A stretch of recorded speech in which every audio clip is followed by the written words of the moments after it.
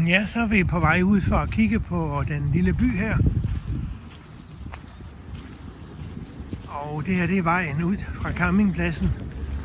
Det er svært at undgå at få våde fødder her. Men der er også en anden vej, man kan komme ind til campingpladsen, men den ser lige sådan ud. Så. Den er faktisk værre endnu. Så det er altså med store huller i vejen jo. Men byen den ligger lige dernede, så den skal vi ned og kigge på. Ja, og det her det lader til, det er sådan at hovedvejen ind igennem byen. Ja, der er også en landevej derovre, hvor der kører nogle biler, men altså den her vej, den går så lige midt igennem byen jo. Og herovre til venstre, der er nogle marker, som er godt oversvømmet. Der er godt nok kommet meget vand her. Ja. Men det er også her, der har været uvejr i vores storm. Ja. Og det er jo en westernby, vi er kommet til. Så det begynder jo sådan at fremgå her af vognene.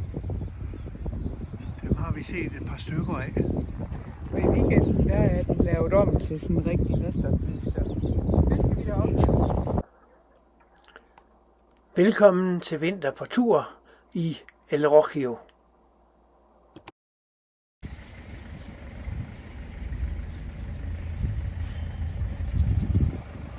Ja, der er ikke meget liv i dag, men det skulle det efter sigende komme i løbet af weekenden, så det bliver spændende at se på lørdag, om der er fuld af heste her.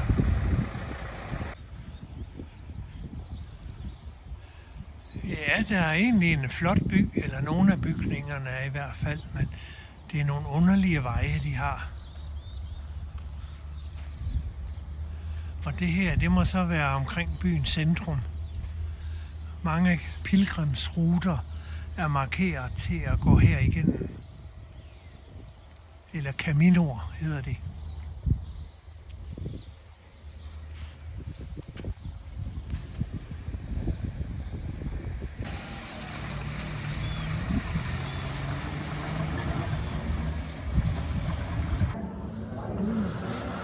Så skal vi have en lille kop kaffe. Ja, og jeg fik et glas af ananasjuice. Ja. Eller ikke en juice, men friskpresset ananas. En god kaffe, de serverer. På Saline. Ja, eller hvad det er. Ja, det må det være. Ja. Og der er flot udsigt herfra. Men vi mangler lige solen. Det er en sjælden gæst. Ja. Men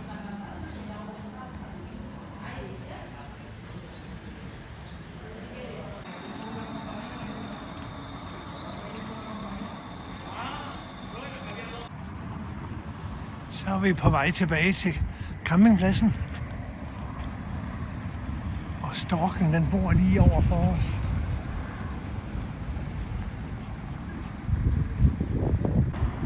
så tager vi lige en rundtur på campingpladsen. Vi skal jo lige finde ud af, hvor vi skal tilbringe de næste 3 uger.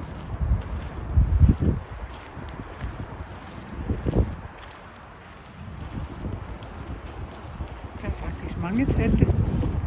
Ja. Der er mange telte. Men det er nogen, de lejer ud.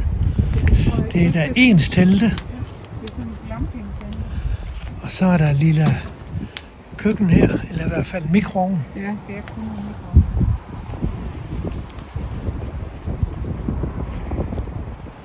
Ja. Det er en helt teltlejr. Ja.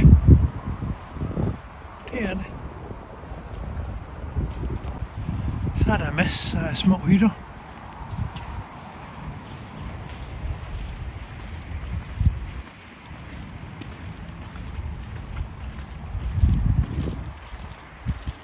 Og det er de englænder, vi snakkede i går, som bor her hele vinteren i en hytte. Ja. Og har gjort det 6 år i træk.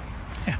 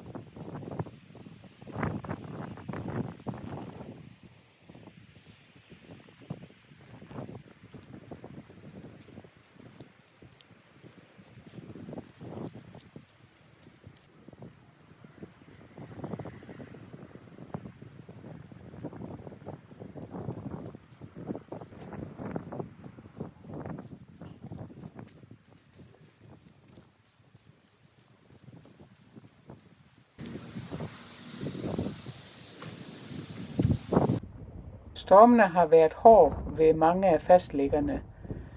Deres telte er simpelthen knækket i stykker.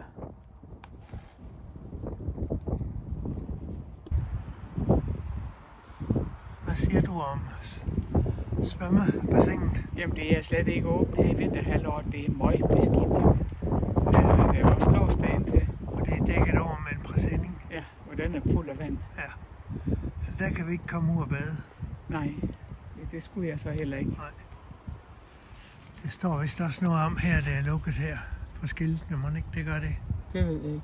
Nej, det står der åbent fra 11 til 20. Ja. Men jeg ved ikke, hvad der står på det der. Ja, det er sådan lukket ned for vinteren. Med ekstra præsendinger over. Men en lille sjov detalje, det er, at hver eneste campingvogn har sin egen UHF-antenne.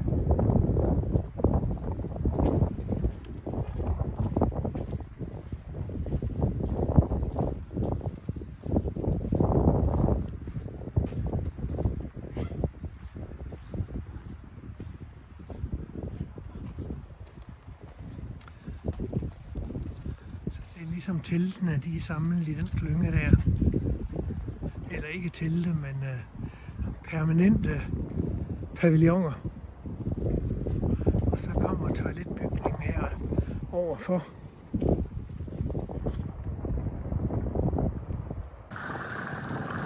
Vi tager lige en lille rundtur på toilettet, så I kan se, hvordan det ser ud. Det er ældre bygninger her, men det bliver gjort pænt rent hver dag, så det fungerer egentlig udmærket.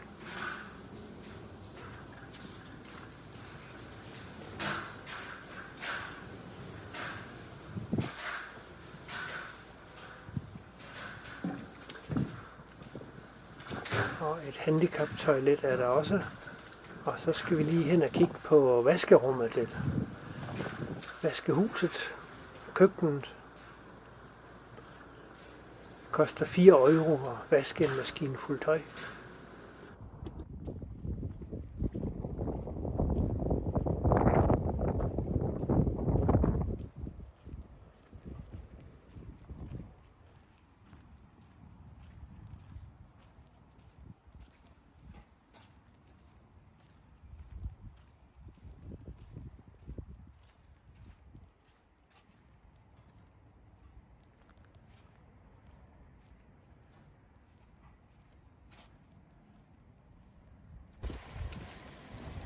Så er vi ude på dagens gåtur.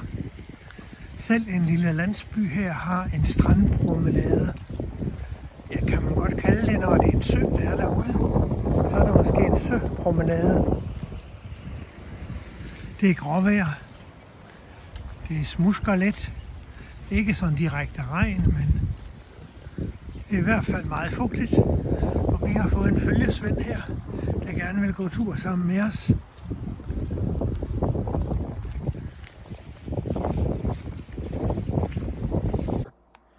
Ja, her på skiltet står der, at det er parkeringsforbud mellem klokken 20 om aftenen og klokken 8 om morgenen.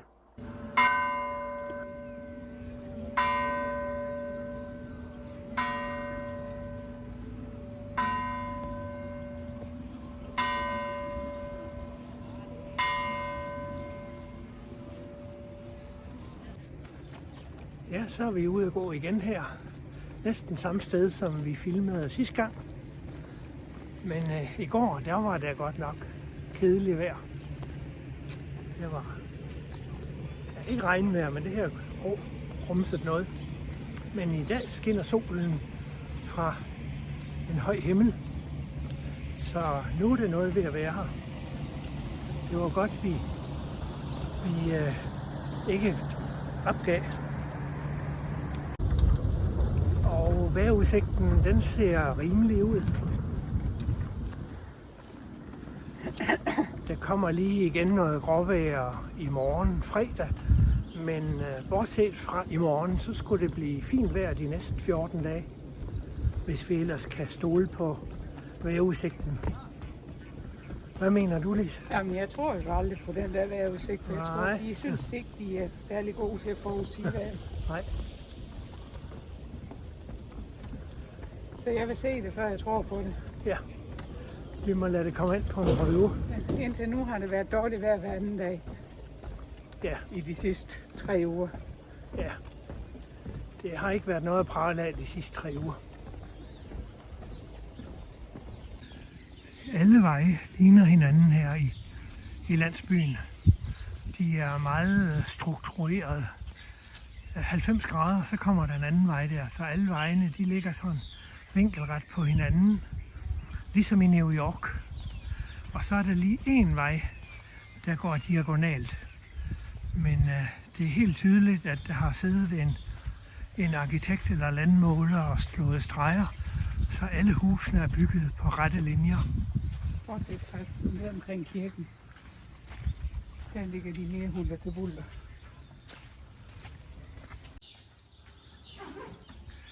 I modsætning til de byer, vi sidst har besøgt, det var op og ned og op og ned. Så er der absolut ingen bakker her. Det er bare lige ud det hele. Sådan veje alle steder. Der er ingen asfalt i hele byen. Og de fleste steder ser det sådan lukket ud. Det kan godt være, at der er nogen hjemme, men det ser meget lukket ud. Og dem, der er på gaden, det er som regel nogle håndværkere, der er i gang med at renovere et eller andet. Ifølge Wikipedia, så bor der 1700 her i landsbyen, og det betegnes som en landsby. Men der er 2100 boliger, så det må betyde, at der er mange boliger, der står tomme. Det er vanskeligt at gå på de her veje, fordi vandpytterne de er lige så brede som vejen er. Så man skal balancere op på kanten herinde, hvis man skal have en chance for at komme igennem. Vi er på vej rundt om campingpladsen, som ligger lige herinde.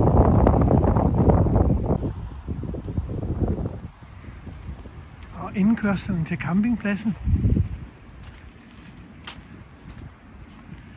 der er også vandpytter over det hele. Det er mærkeligt, de ikke får jævnet de huller lidt, men sådan ser hele byen ud. Så det er åbenbart standarden i det her område.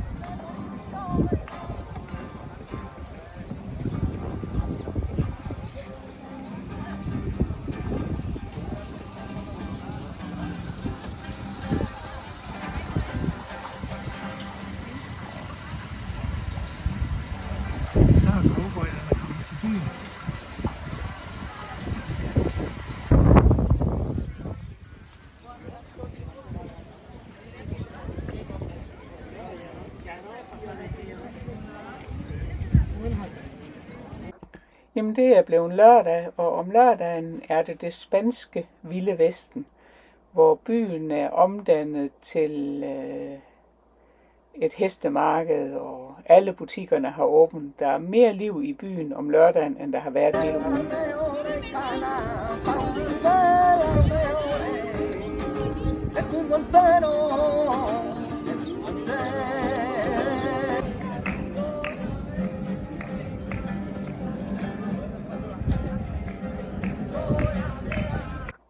Der er også små ponyer.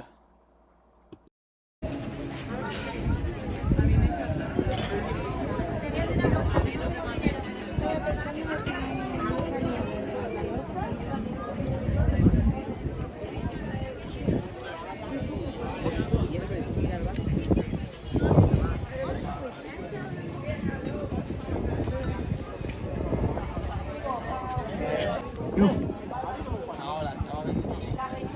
Så er vi klar til frokost. Ja. I Cowboyland. Ja.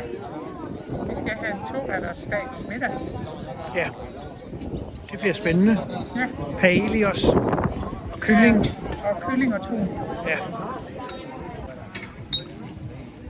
Så kom forretten. Ja, den har størrelsen af en portion, hvor vi normalt spiser til aftensmad. Ja.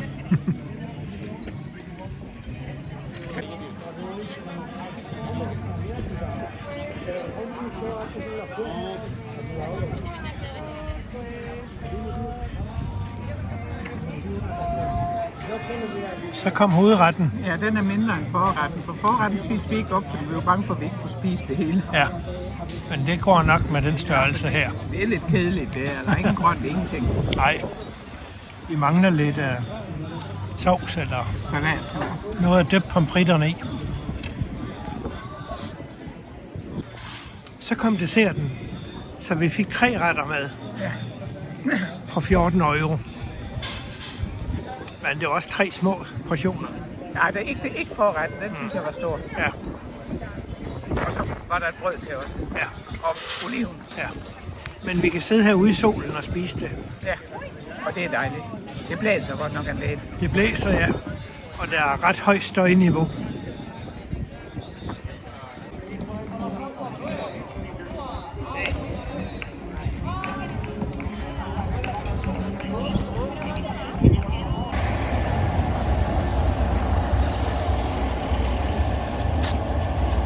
Og der fik vi lige øje på jordbær. Der er nogle røde, nogle. De er fristende. Så her midt i februar, der er der masser af røde jordbær.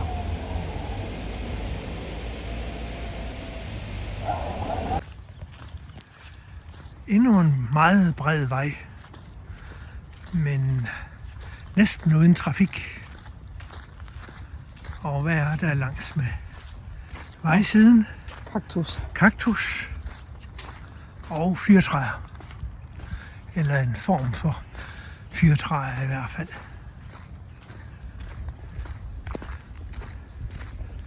Og solen skinner. Og der er rimeligt lag her.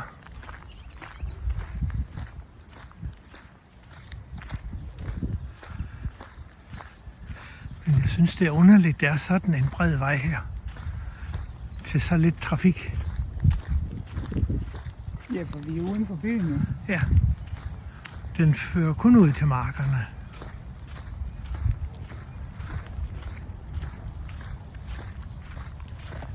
Her står hestene så, når de ikke redder rundt inde i byen.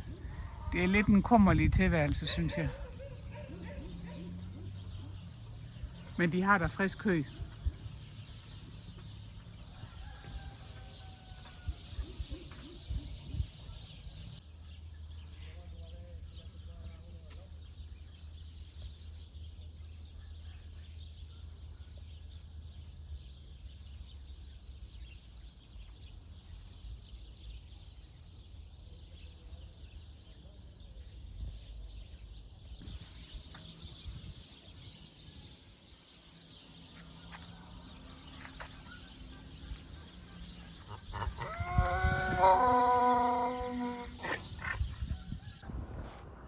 Og her går storken og foragerer.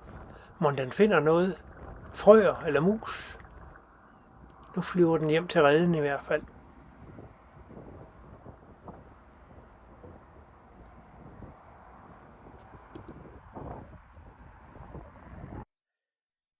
Ja, det var så, hvad vi har valgt at vise fra denne uges aktiviteter. Men vi vil lige komme med en opdatering på vores Clæsaner-toilet.